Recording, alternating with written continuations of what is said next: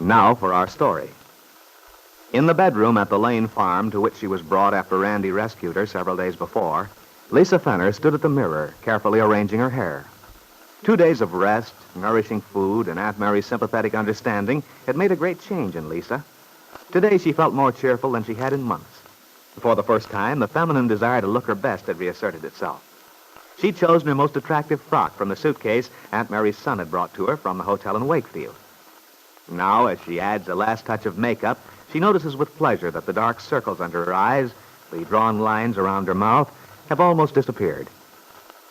There is a gentle knock at the door. Come in. Why, Lisa, you're up? Yes, I felt so much better. Oh, I'm so glad, my dear. And you look just lovely in that yellow dress. Thank you, Aunt Mary. This is the first time in ages I've cared very much one way or the other. I know it means I'm better. In the hospitals, they say the first time a woman asks for a mirror, they know she's going to recover. Well, it makes me very happy to see you looking so cheerful. Oh, Aunt Mary, how can I ever thank you? Why should you thank me for something that you've done yourself? You just lost yourself temporarily. Yes, I suppose I had. That first night I came, it didn't seem possible that I'd ever find my way back either. But now, well, at least I can hope it might be. There's no might be about it. I'm very proud of you, Lisa. I only wish I could live up to your belief in me, Aunt Mary.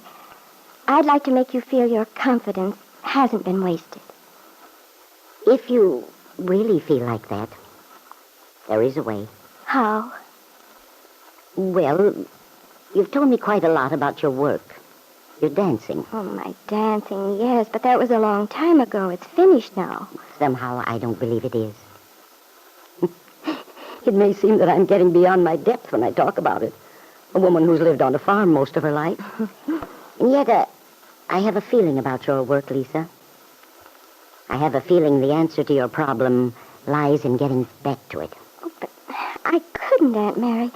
Well, I haven't danced for over a year now, not since Lance and I separated. I wouldn't know how to begin. I've lost track of the people I used to know. I'm out of touch with everything. But couldn't you get started again? Nobody would give me an engagement. I've never danced alone. It was always with Lance. Just the same, I've an idea. I think I know of a way. Lisa, will you do as I say? Will you give it a try? Well, I'm not at all sure it will work, Aunt Mary. I don't want to let you down. You've helped me so much. Then you will? Yes, Aunt Mary, I will. And I'll do my very best to justify your faith in me. Aunt Mary didn't go into the details of her plan then. She tried to persuade Lisa to go into the living room or perhaps take a little walk around outside. But the girl insisted shyly that she wasn't quite ready to meet the rest of the family, saying she preferred to sit by the window in the bedroom and read the novel Peggy had sent in to her by Aunt Mary. But now, Aunt Mary goes downstairs where she finds Lefty Larkin poring over a seed catalog. Well, Lefty, aren't you a little ahead of yourself? Because I'm figuring out what to plant next spring? Mm-hmm. Oh, shucks, no. By the time I look at all the pictures and read all the pros and cons on every single flower, I'll be lucky if I get through in time. Well, I do hope the phlox will do well this year. I'll never forget the wonderful mass of color they made last summer. Yeah. Yeah, I thinned them out last fall. May set them back a little. I want to put some larkspur in to fill out the delphinium bed. Delphinium. Weren't they beautiful last year? Oh, my, yes. Remember that little verse Peggy used to recite? There once was a dormouse who slept in a bed of delphinium blue and geraniums red. Oh, by the way, did you remind Peggy to stop in at Swanson's for the things Lisa wanted? Yeah, she made out a list. How's Mrs. Fenner feeling today, huh? Well, I'm so encouraged, Lefty. When I went in, she was all dressed up. She had on a little yellow dress that looked charming on her. She tidied up the room and was going to sit by the window and read for a while. Say, that does sound like she's out of the woods. Yes. It did me good to see a little color in her cheeks. She was so dreadfully white when Randy carried her in that night. Yeah. Has she told you any more about what's bothering her? Well, I think I know pretty much what her background's been. She spoke quite a lot about her husband. They were dancing partners. That's how they earned their living. Dancers, huh? What kind of dancing? Well, it seems they did that exhibition ballroom dancing. Oh, yeah. Mm-hmm. Did she keep on after she and her husband split up? No, she didn't. That's the trouble. Apparently, she was so used to dancing with him that she didn't feel she could make a go of it by herself. Lost her nerve, I guess. Exactly. Lefty, I've been thinking a lot about it.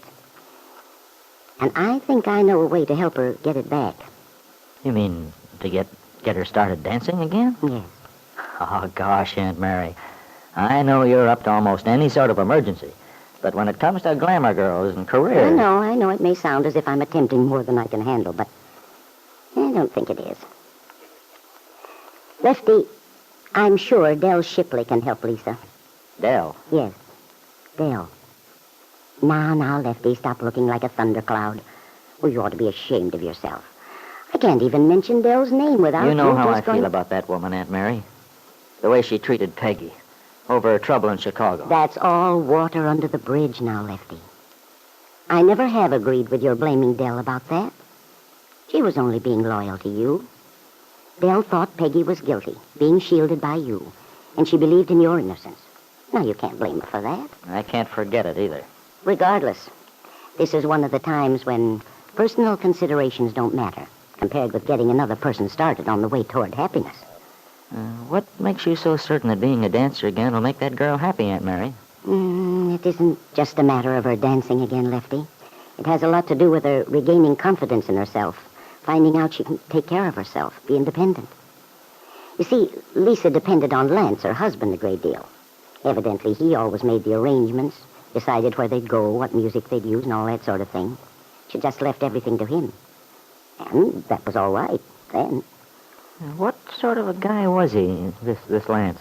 From what I can learn, he's essentially a very nice person. But they were both awfully young. Their success went to his head a little, I guess. And Lisa was too hasty. You mean it was her idea that they should separate? Well, maybe it wasn't so clean-cut as that, but she does seem to wish she'd been more patient at the time. That perhaps the thing would have blown over if she had been. You think there's any chance they might get together again? I don't know about that, Lefty. But I do know there's a much better chance of it if Lisa regains her confidence in herself. Finds out she can have a career of her own, in spite of the fact that she doesn't have Lance to lean on. Well, maybe you're right. Besides, Lefty, I can't help feeling it's more than accidental. Lisa's coming to Wakefield, ending up in this house. How so? There's some connection, but I can't make out what it is. What was she looking for? Why did she come? She hasn't given you any hint about that, has she? No, except that she mentioned Kit Meade's name. Kit Meade? Yes. When I asked her about it, she refused to say another word. But I have a feeling that Kit Meade has something to do with this whole thing. Well, not necessarily, Aunt Mary. It might be just an accident. I don't think so. Of course, there may be nothing in it at all. But I have a premonition about it. Lefty, I don't want to lose touch with Lisa Fenner. Yes, Aunt Mary. If only you have faith in your own conviction about Kit Meade's connection with this young dancer to whom you have given shelter. For even though Lisa seems determined to forget about Kit, to forget that she ever had a child which is now in Kit's possession, perhaps if you are patient, Lisa may lead you to the truth. Lisa is very determined, but, well, I wonder if through you, Aunt Mary, this determination will weaken.